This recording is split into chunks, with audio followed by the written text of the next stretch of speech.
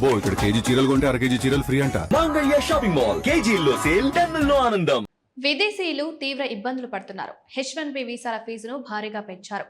కొత్త H1B వీసాల జారీకి $1,00,000 చెల్లించాలని స్పష్టం చేశారు. భారతీయ కరెన్సీ ప్రకారం 84 లక్షలు. దీనిపై అమెరికా ఫెడరల్ అప్పీల్స్ కోర్టు అభ్యంతరం తెలిపింది.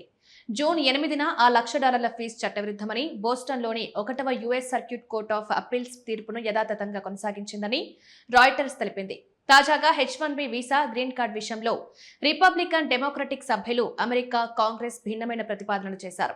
H1B వీసాల జారీని 3 సంవత్సరాల పాటు నిలిపివేయాలని ఇటీవల రిపబ్లికన్ పార్టీ సభ్యుడు టిమ్ షీహీ సెనెట్లో బిల్లును ప్రవేశపెట్టింది.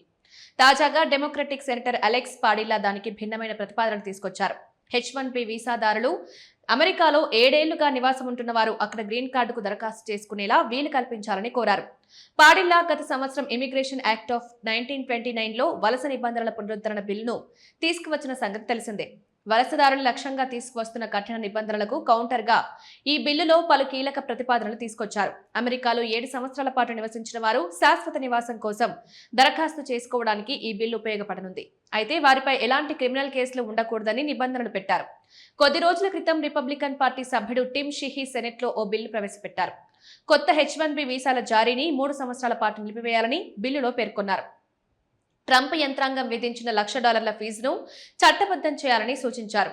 అమెరికన్ కార్మికుల హక్కులకు భంగం కలిగించేలా ఉన్న వీసాలను జారీ చేయకూడదని స్పష్టం చేశారు.